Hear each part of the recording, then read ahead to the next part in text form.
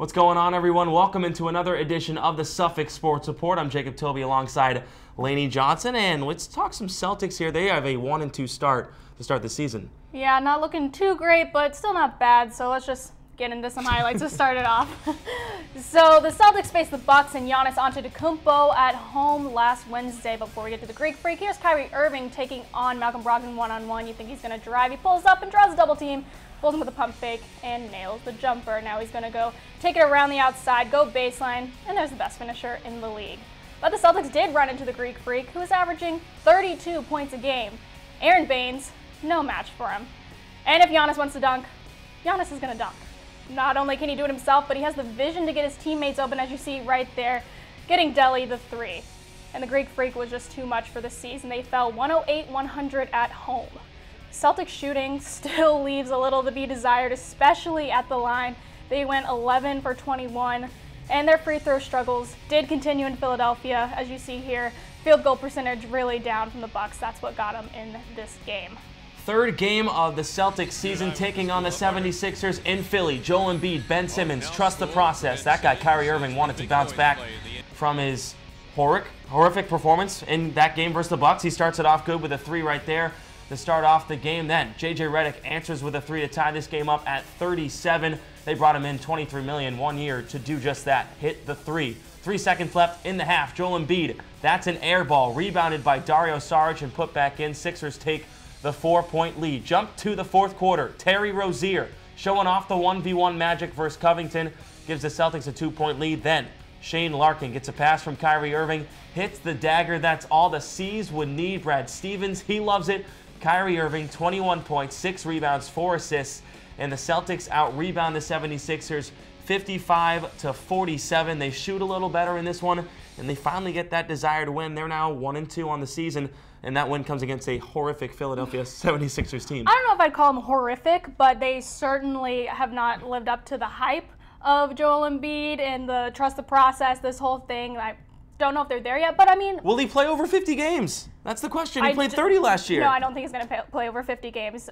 He did say his minutes restriction was bull. And I don't know. I like a guy who says that he wants to be in there, he wants to play all the time, but I just don't think the Sixers are going to let him do that. Let's talk about now the Celtics facing the Knicks tonight at home at the TD Garden. And it all starts with Kristaps Porzingis. He is the centerpiece of this organization for the New York Knicks. They trade away Carmelo Anthony. Kristaps Porzingis, he's the real deal. He is the real deal. And along with Giannis and Anthony Davis, Kristaps Porzingis is averaging 31 points a game through the first few games of the season.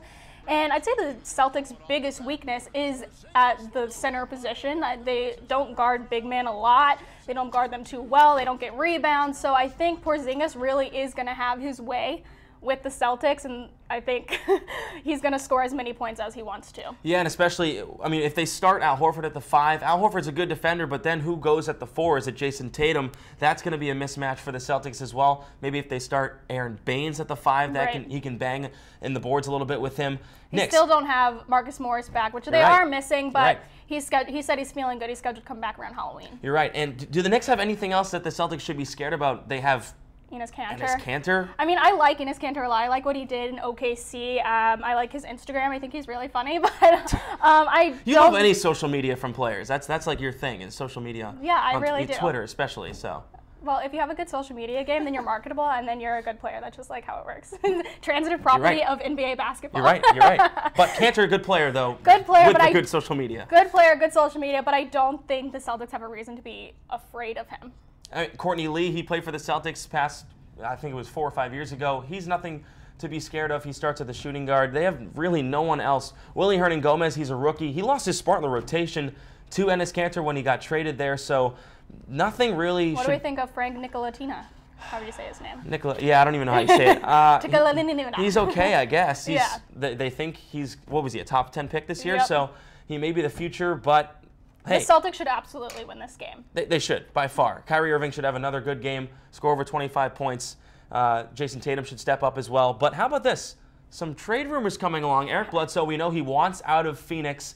We saw another social media guy. We saw that via his Twitter, and he wants out of Phoenix. The Knicks are interested in shopping for him. I don't know if they have enough to get him. I mean, I think they do have enough to get him if you give a lot of pieces, maybe a pick thrown in there. But look, he didn't want to be on the Suns because they were competitive, whatever. There's a lot of chaos in the organization, and he wants to go to the Knicks. It's going to be more of the same thing. The Knicks are a dumpster fire, have been for the past how many years. They have Kristaps Porzingis, who is an established star in this league. I mean, Devin Booker's going to be a star. Sorry, I love him. Maybe he'll be a star. But I think Kristaps is definitely going to be an all-star this year. You can't say the same about Devin Booker, who's in the West with all that competition. Right. Kristaps Porzingis is the future of the Knicks, and I could see their games potentially working out. Bledsoe drives to the basket. Kristaps can then stand on the three-point line, hit the shot. I just see Bledsoe going to maybe like the Nuggets or something like that. Just they may have more to offer, though. More to offer. I think it's a better fit, and I don't know. I think that's more where we're taking it. I think any team that was interested in Bledsoe was fairly mediocre, except for I saw that we just were looking at it on Bleacher Report before this. The Spurs are technically interested, maybe. So I still don't know if they have enough to give.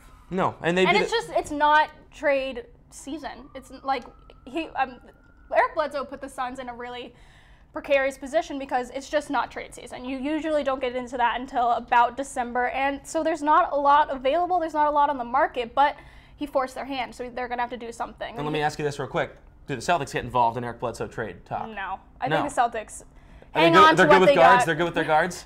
I mean, we're pretty guard heavy as it is, but yeah, I think they stay out of it. All right, we'll see if they get the win tonight. That'll do it for the Suffolk Sports Report. Alongside Jacob Tobey, I'm Laney Johnson. We'll see you next time.